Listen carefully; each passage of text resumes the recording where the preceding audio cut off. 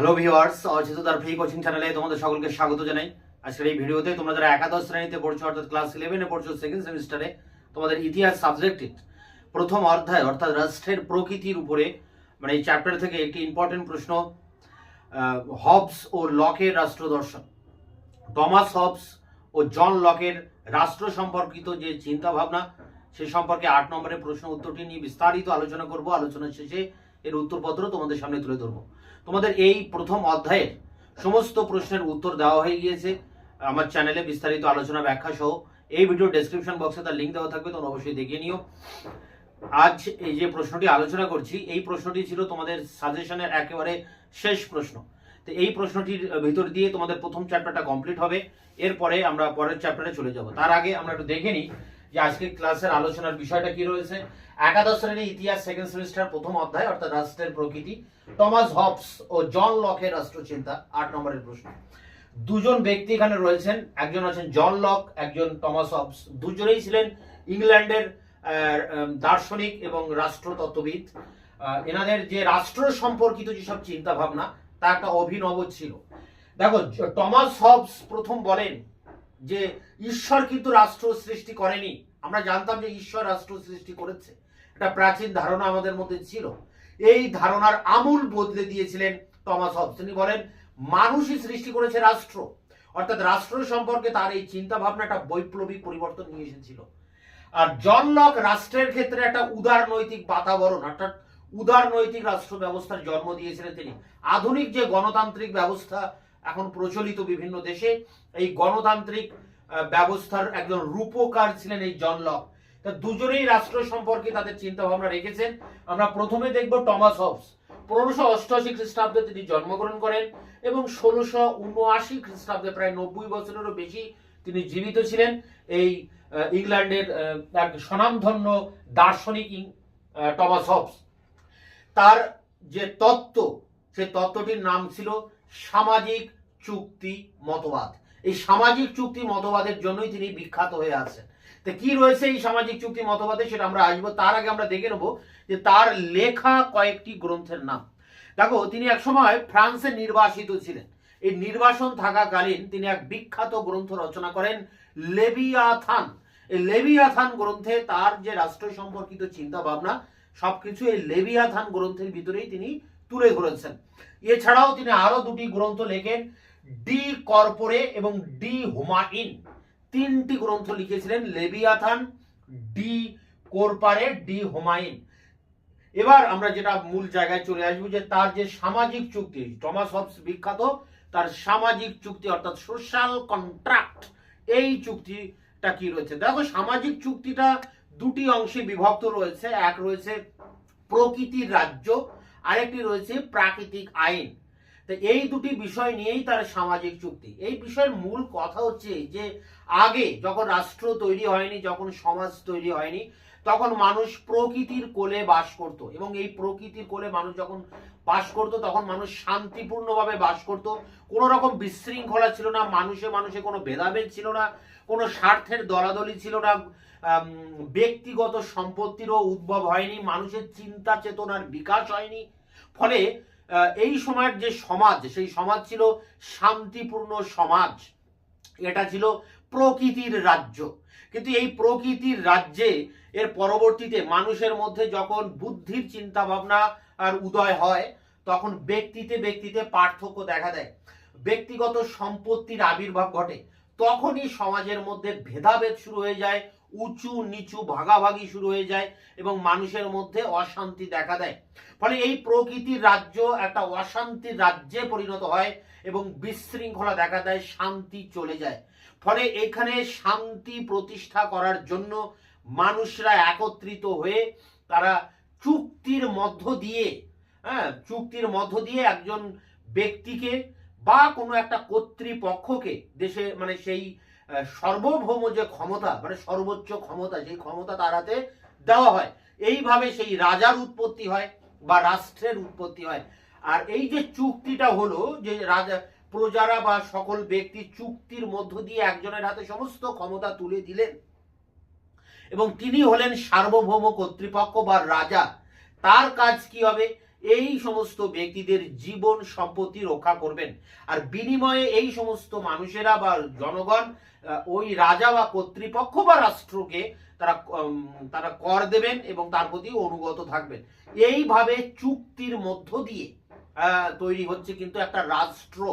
তো এখানে প্রাকৃতিক আইনটা কি?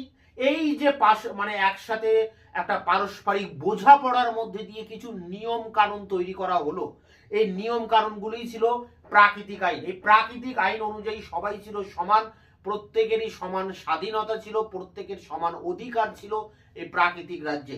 এইভাবে সামাজিক চুক্তি অর্থাৎ সবাই মিলে একজনকে চুক্তির মধ্য দিয়ে রাজা তৈরি করছেন।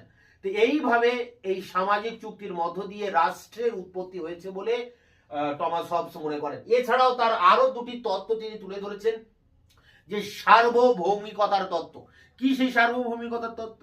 সার্বভৌমিকতার কথাটির মানে দাঁড়ায় যে সর্বোচ্চ ক্ষমতা, একটা রাষ্ট্রের বা একটা সমাজের যে সর্বোচ্চ ক্ষমতা, সেই ক্ষমতা থাকবে শাসকের হাতে বা রাষ্ট্রীয় কর্তৃপক্ষের হাতে। সেই ক্ষমতা থাকবে অবাধ এবং চূড়ান্ত ক্ষমতা, এবং এই ভাবে সার্বভৌম ক্ষমতা যিনি ভোগ করবেন সেই রাজা বা কর্তৃপক্ষ, তার কাজ কি হবে, তার উদ্দেশ্য কি হবে? জনগণকে শান্তি দেওয়া, জনগণকে নিরাপত্তা দেওয়া, তাদের জীবন সম্পত্তি রক্ষা করা। টমাস হবসের এর পরে যে তত্ত্বটি খাড়া করেছেন সেটি হচ্ছে ব্যক্তি স্বাতন্ত্র্যবাদ, অর্থাৎ ব্যক্তিতে ব্যক্তিতে আলাদা। এই ব্যক্তিতে ব্যক্তিতে আলাদা হওয়ার জন্যই, মানে ব্যক্তি স্বার্থের কারণে ব্যক্তিতে ব্যক্তিতে আলাদা কিন্তু তৈরি হয়, একজনের সাথে আরেকজনের মধ্যে পার্থক্য তৈরি হয়। তা যাই হোক, টমাস হবস এখানে বলতে চেয়েছেন যে রাষ্ট্রের প্রয়োজনে, মানে কিন্তু মানে মানুষ নিজের প্রয়োজনে রাষ্ট্র তৈরি করেছে, রাষ্ট্রের প্রয়োজনে মানুষ নয়, মানুষের প্রয়োজনে রাষ্ট্র তৈরি হয়েছে। মানুষ তার নিজের স্বার্থকে সুরক্ষিত করতে তারা দলবদ্ধভাবে একটা রাষ্ট্র তৈরি করেছে, একটা সমাজ তৈরি করেছে।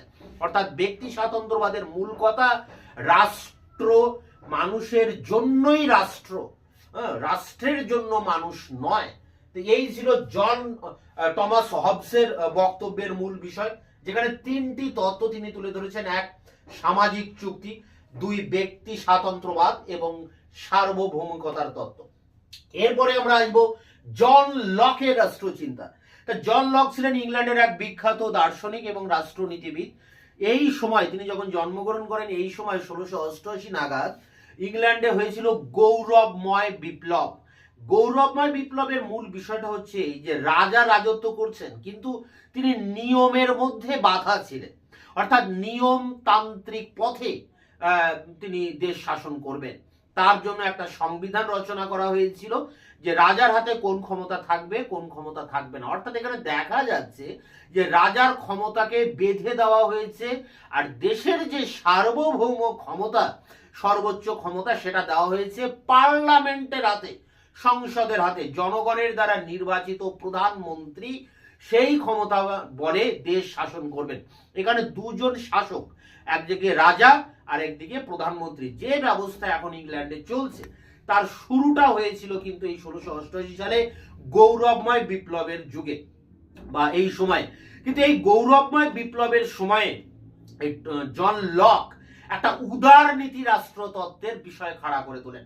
অর্থাৎ রাষ্ট্রের দৃষ্টিভঙ্গিটা থাকে উদার, মানবতাবাদী, হিতবাদী দৃষ্টিভঙ্গিতে তিনি রাষ্ট্রতত্ত্ব খাড়া করেছেন। তাই যাই হোক, জন লক ছিলেন একজন বস্তুনিষ্ঠ এবং ধর্মনিরপেক্ষ এক রাষ্ট্রতত্ত্বের জনক এবং উদারনীতিবাদের জনক বলা যায়, এবং তার প্রচারকও বলা যায় এই জন লককে। তিনি লিখেছিলেন তার বিখ্যাত গ্রন্থ টু ট্রিটিজ অফ গভর্নমেন্ট।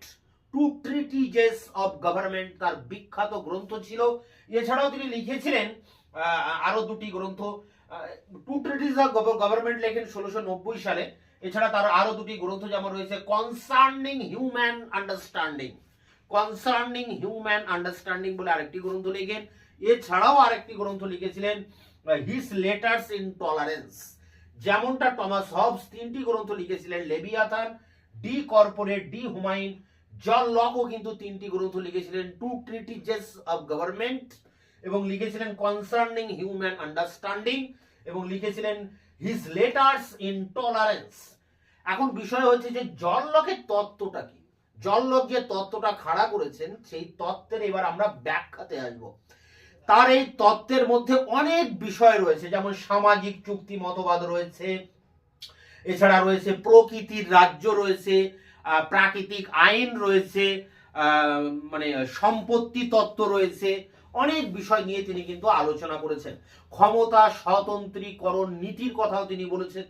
তাই এখানে টমাস হবসের সাথে জন লকের অনেকটা মিল পাওয়া যায় রাষ্ট্রের উৎপত্তি সংক্রান্ত বিষয়। টমাস হবস যেমন সামাজিক চুক্তির কথা বলেছেন, রাষ্ট্র উৎপত্তি হয়েছে সামাজিক চুক্তির মধ্য দিয়ে, জন লকও কিন্তু সেই কথাই বলেছেন যে সামাজিক চুক্তির মধ্য দিয়ে রাষ্ট্রের উৎপত্তি হয়েছে, এবং এখানে প্রতিটা মানুষের সাথে চুক্তিবদ্ধ হয়ে তারা সমাজ তৈরি করেছে, রাষ্ট্র তৈরি করেছে, এবং সমাজের নিরাপত্তা, নিজেদের নিরাপত্তা শান্তি রক্ষার জন্য তারা কোনো এক সার্বভৌম কর্তৃপক্ষের সাথে চুক্তি করে তারা রাজা বা রাজপদ তৈরি করেছে, শাসক পদ তৈরি করেছে, রাষ্ট্র তৈরি করেছে।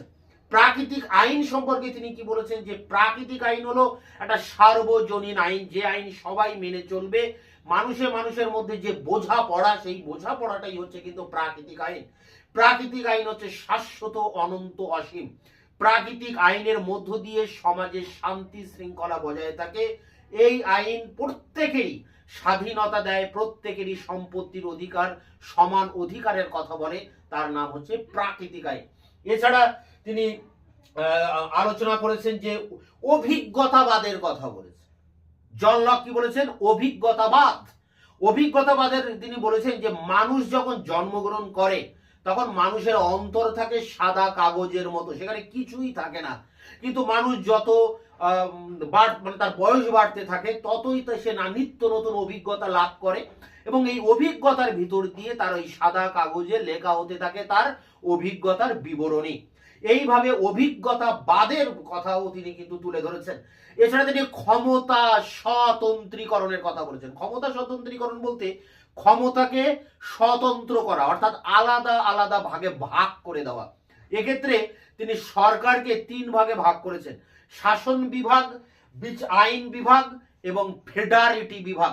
আইন, শাসন এবং ফেডারিটি, এই 3 ভাগে ভাগ করে 3টি বিভাগ তৈরি করে দেশের সরকারকে এই 3 বিভাগের ক্ষমতাকে ভাগ করে দেওয়ার কথা বলেছেন। এর মধ্যে দিয়ে কি করা হবে, এর সুবিধাটা কি?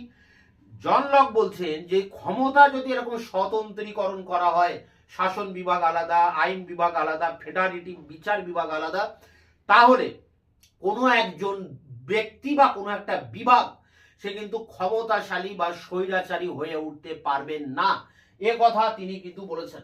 আর সম্পত্তির অধিকারের ক্ষেত্রে তিনি বলেছেন যে প্রকৃতির রাজ্যে যে মানুষ বাস করে তারা প্রত্যেকে সমানভাবে সম্পত্তির অধিকার ভোগ করবে, এবং প্রকৃতির যে সমস্ত সম্পদ রয়েছে সেই সমস্ত সম্পদের উপর প্রতিটা মানুষের সমান অধিকার আছে।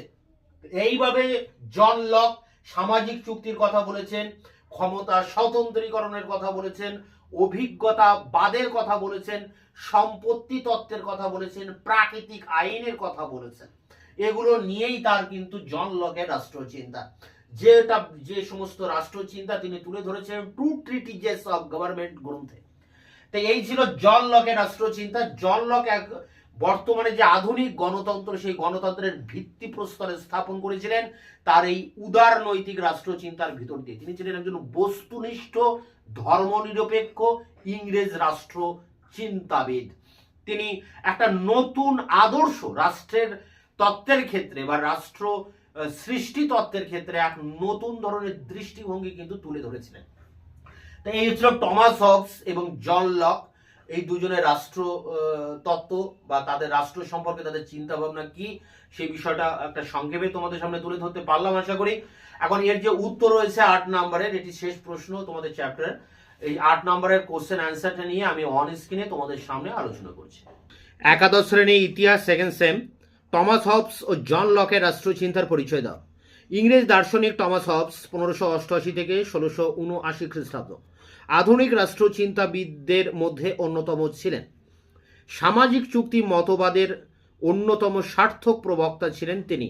তিনি বলেন রাষ্ট্র হলো যন্ত্র এবং রাষ্ট্রের বসবাসকারীরা নিয়ম শৃঙ্খলায় আবদ্ধ। এবার দেখো হবসের রাষ্ট্র দর্শন। তা প্রথমে রয়েছে রচিত রাষ্ট্র গ্রন্থ সমূহ।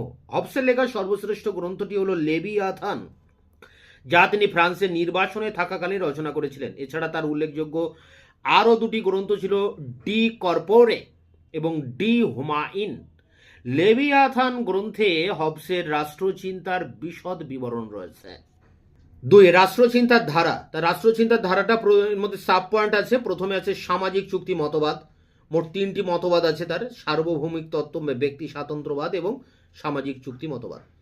দেখো হবসের ধারণায় সামাজিক চুক্তির মধ্য দিয়ে রাষ্ট্র নামে যন্ত্রের সৃষ্টি হয়েছে। তিনি বলেন সমাজ গড়ে ওঠার আগে মানুষ প্রকৃতির কোলে জীবন কাটাতো, কিন্তু প্রকৃতির রাজ্যের অনিশ্চয়তা ও দুর্বিষহ অবস্থা থেকে মুক্তি পাওয়ার আশায় মানুষ চুক্তির দ্বারা সমাজ গঠন করলো, যাবতীয় প্রাকৃতিক অধিকার সার্বভৌম শাসকের হাতে অর্পণ করলো। হবসের সামাজিক চুক্তি মতবাদের একটি গুরুত্বপূর্ণ অংশ হলো প্রকৃতির রাজ্য, স্টেট নেচার। হবসের ধারণায় সমাজ গঠনের আগে মানুষ প্রকৃতির রাজ্যে বসবাস করত। প্রকৃতির এই রাজ্য ছিল ভয়াবহ এবং অসহনীয়। এই প্রকৃতির রাজ্যে মানুষ নিজেদের মধ্যে সংঘর্ষে লিপ্ত থাকত। হবসের ধারণায় এই প্রকৃতির রাজ্যে সংঘাতপূর্ণ জীবনের থেকে মুক্তির জন্য প্রাকৃতিক আইনের প্রয়োজন। হবসের মতে প্রাকৃতিক আইন হলো পারস্পরিক বিবেচনা প্রসূত কিছু পরামর্শ। অসহনীয় জীবনযাপন থেকে মুক্তির লক্ষ্যে পারস্পরিক বিবেচনার মাধ্যমে মানুষ কিছু আইন তৈরি করে। 2. সার্বভৌমিক তত্ত্ব। হবসের ধারণায় সার্বভৌম ক্ষমতা হলো মানুষের এমন এক চূড়ান্ত ক্ষমতা যার মাধ্যমে রাষ্ট্রীয় কর্তৃপক্ষ রাষ্ট্রের এবং জনসাধারণের নিরাপত্তা রক্ষা করেন। 3. ব্যক্তি স্বাতন্ত্র্যবাদ। হবসের চিন্তায় ব্যক্তি তার নিজের স্বার্থ সিদ্ধির জন্য সদা সচেষ্ট। রাষ্ট্র ব্যক্তির জন্য সৃষ্টি হয়েছে, ব্যক্তি রাষ্ট্রের জন্য নয়। ব্যক্তির নিরাপত্তা ও মঙ্গল সাধনই রাষ্ট্রের অন্যতম উদ্দেশ্য। এবার জন লকের রাষ্ট্রচিন্তা। আধুনিক বস্তুনিষ্ঠ ধর্মনিরপেক্ষ রাষ্ট্রতত্ত্ব পূর্ণতা পায় ব্রিটিশ রাষ্ট্রচিন্তাবিদ জন লকের রচনাগুলির মধ্যে। তিনি ছিলেন উদারনীতিবাদের জন্মদাতা তথা সার্থক প্রবক্তা। সমকালীন ইংল্যান্ডের সমাজ জীবনের প্রেক্ষিতেই গড়ে উঠেছিল লকের রাষ্ট্র দর্শন। লকের রাষ্ট্র দর্শের উল্লেখযোগ্য কয়েকটি বিষয় ছিল: অভিজ্ঞতাবাদ, প্রকৃতির রাজ্য, প্রকৃতির আইন, প্রাকৃতিক অধিকার, সামাজিক চুক্তি, সম্পত্তি তত্ত্ব প্রভৃতি। দেখো রচনা সমূহ। ট্রু ট্রিটিজেস অব গভর্নমেন্ট 1690 গ্রন্থে লক রাষ্ট্র ভাবনার পরিচয় দিয়েছেন। তার লেখা অন্যান্য কয়েকটি গ্রন্থ হলো কনসার্নিং হিউম্যান আন্ডারস্ট্যান্ডিং, আরেকটি রয়েছে হিজ লেটার্স অন টলারেন্স প্রভৃতি। গুরুত্বপূর্ণ তত্ত্বের ব্যাখ্যা। তা প্রথমে রয়েছে সামাজিক চুক্তি। জন লক বলেছেন প্রকৃতির রাজ্যে প্রতিটি ব্যক্তি প্রত্যেকের সঙ্গে চুক্তি করে এই রাষ্ট্র সমাজ গড়ে তুলেছে। এই চুক্তির উদ্দেশ্য হলো জীবন, স্বাধীনতা এবং সম্পত্তির অধিকারকে রক্ষা করা। 2. ক্ষমতা স্বতন্ত্রীকরণ। জন লক ক্ষমতা স্বতন্ত্রীকরণ নীতিতে বিশ্বাসী ছিলেন। ক্ষমতার ভিত্তিতে তিনি সরকারকে 3টি ভাগে ভাগ করেছেন, যথা আইন বিভাগ, শাসন বিভাগ এবং ফেডারেটিভ বিভাগ। এরপরে রয়েছে দেখো প্রকৃতির রাজ্য। প্রকৃতির রাজ্যে প্রাকৃতিক আইন দ্বারা পরিচালিত হওয়ায় প্রত্যেককে সমান অধিকার ও স্বাধীনতা ভোগ করে। লক প্রকৃতির রাজ্যকে এক শান্তির রাজ্য হিসেবে বর্ণনা করেছেন, যেখানে মানুষ পারস্পরিক সহযোগিতার মধ্য দিয়ে বাস করত। এরপরে রয়েছে অভিজ্ঞতাবাদ। লক বলেন যে জগৎ সংসারের সমস্ত কিছুকেই অভিজ্ঞতার আলোকে বিচার করা উচিত। লকের ভাবনা জন্মানোর পর প্রথমে মানুষের মন থাকে সাদা কাগজের মতো, যাতে কোনো দাগ থাকে না, কিন্তু যতদিন যায় মানুষ অভিজ্ঞতা লাভ করে। এরপরে দেখো প্রাকৃতিক আইন ও অধিকার। লক বলেছেন প্রকৃতি রাজ্য পরিচালনা করত প্রাকৃতিক আইন। এই প্রাকৃতিক আইন ছিল বলেই কেউ কারো জীবন, স্বাধীনতা, সম্পত্তির উপর হস্তক্ষেপ করতে পারে না। লকের ধারণায় এই প্রাকৃতিক আইন ছিল সর্বজনীন। এরপরে সম্পত্তির অধিকার। লকের ধারণায় সম্পত্তির অধিকারের মধ্যে রয়েছে মানুষের জীবন ও স্বাধীনতার অধিকার। লক বলেছেন সমস্ত মানুষ প্রকৃতিগতভাবে সমান, প্রাকৃতিক সম্পদ ভোগ করার অধিকারী। এরপরে রয়েছে দেখো উপসংহার। হবস তার রাষ্ট্র দর্শনে রাষ্ট্রশক্তির উদ্গাতা হিসেবে ঈশ্বরের বদলে মানুষকে স্থান দিয়ে রাষ্ট্রচিন্তার জগতে এক বৈপ্লবিক পরিবর্তন আনেন। অন্যদিকে সপ্তদশ শতকে গৌরবময় বিপ্লবের পটভূমিতে জন লক ইংল্যান্ড তথা ইউরোপের রাষ্ট্রচিন্তার জগৎকে সমৃদ্ধ করেন। তিনি ছিলেন আধুনিক গণতান্ত্রিক রাষ্ট্র কাঠামোর প্রথম তাত্ত্বিক চিন্তাবিদ।